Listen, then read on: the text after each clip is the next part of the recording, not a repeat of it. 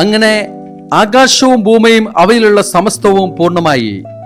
ദൈവം തന്റെ ജോലി 7-ാം ദിവസം പൂർത്തിയാക്കി. താൻ തുടങ്ങിയ പ്രവൃത്തിയിൽ നിന്ന് വിരമിച്ച് 7-ാം ദിവസം അവിടുന്ന് വിശ്രമിച്ചു. സൃഷ്ടികർമ്മം പൂർത്തിയാക്കി തന്റെ പ്രവൃത്തികളിൽ നിന്ന് വിരമിച്ച് വിശ്രമിച്ച 7-ാം ദിവസത്തെ ദൈവം അനുഗ്രഹിച്ചു വിശുദ്ധമാക്കി. ഇതാണ് ആകാശത്തിന്റെയും ഭൂമിയുടെയും ഉൽപ്പത്തി ചരിത്രം. ഏദൻ തോട്ടം. ദൈവമായ കർത്താവ് ആകാശവും ഭൂമിയും സൃഷ്ടിച്ച നാളിൽ ഭൂമിയിൽ പുല്ലോ ചെടിയോ മുളച്ചിരുന്നില്ല. കാരണം അവിടുന്ന് ഭൂമിയിൽ മഴ പെയ്യിച്ചിരുന്നില്ല. കൃഷി ചെയ്യാൻ മനുഷ്യനുണ്ടായിരുന്നുമില്ല. എന്നാൽ ഭൂമിയിൽ നിന്ന് ഒരു മൂടൽമഞ്ഞ് ഉയർന്ന് ഭൂതലമെല്ലാം നനച്ചു. ദൈവമായ കർത്താവ് ഭൂമിയിലെ പൂഴി കൊണ്ട് മനുഷ്യനെ രൂപപ്പെടുത്തുകയും ജീവന്റെ ശ്വാസം അവന്റെ നാസാരന്ധ്രങ്ങളിലേക്ക് നിശ്വസിക്കുകയും ചെയ്തു. അങ്ങനെ മനുഷ്യൻ ജീവനുള്ളവനായി തീർന്നു. അവിടുന്ന് കിഴക്ക് ഏദനിൽ ഒരു തോട്ടം ഉണ്ടാക്കി താൻ രൂപം കൊടുത്ത മനുഷ്യനെ അവിടെ താമസിപ്പിച്ചു.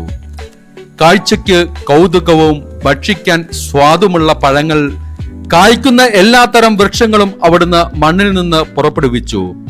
ജീവന്റെ വൃക്ഷവും നന്മ തിന്മകളെ കുറിച്ചുള്ള അറിവിന്റെ വൃക്ഷവും തോട്ടത്തിന്റെ നടുവിൽ അവിടുന്ന് വളർത്തി. തോട്ടം നനയ്ക്കാൻ ഏദനിൽ നിന്ന് ഒരു നദി പുറപ്പെട്ടു. അവിടെ വെച്ച് അത് 4 കൈവഴികളായി പിരിഞ്ഞു. ഒന്നാമത്തേതിന്റെ പേര് ഷിഫോൺ.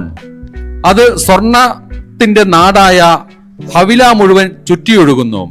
ആ നാട്ടിലെ സ്വർണം മേൽത്തരമാണ്. അവിടെ സുഗന്ധദ്രവ്യങ്ങളും പവിഴക്കല്ലുകളുമുണ്ട്. രണ്ടാമത്തെ നദിയുടെ പേര് ഹിഷോൺ. അത് കുഷ് എന്ന നാടിനെ ചുറ്റിയൊഴുകുന്നു. മൂന്നാമത്തെ നദിയുടെ പേര് ടൈഗ്രീസ്. അത് അസിറിയയുടെ കിഴക്കു ഭാഗത്തുകൂടി ഒഴുകുന്നു. 4-ാമത്തെ നദി യൂഫ്രട്ടീസ്. ഏദൻ തോട്ടം കൃഷി ചെയ്യാനും സംരക്ഷിക്കാനും ദൈവമായ കർത്താവ് മനുഷ്യനെ അവിടെയാക്കി. അവിടുന്ന് അവനോട് കൽപ്പിച്ചു, തോട്ടത്തിലെ എല്ലാ വൃക്ഷങ്ങളുടെയും ഫലം ഭക്ഷിച്ചു കൊള്ളുക. എന്നാൽ നന്മ തിന്മകളെ കുറിച്ചുള്ള അറിവിന്റെ വൃക്ഷത്തിലെ ഫലം നീ തിന്നരുത്.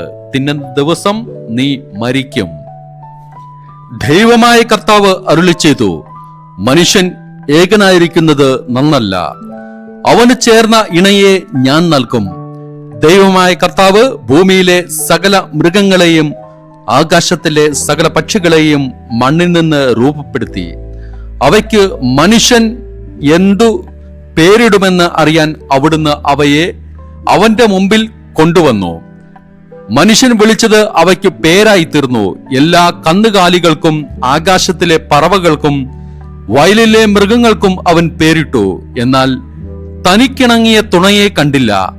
അതുകൊണ്ട് ദൈവമായ കർത്താവ് മനുഷ്യനെ ഗാഢനിദ്രയിലാഴ്ത്തി.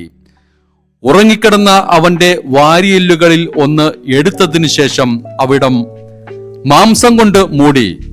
മനുഷ്യനിൽ നിന്ന് എടുത്ത വാരിയെല്ല് കൊണ്ട് അവിടുന്ന് ഒരു സ്ത്രീക്ക് രൂപം കൊടുത്തു.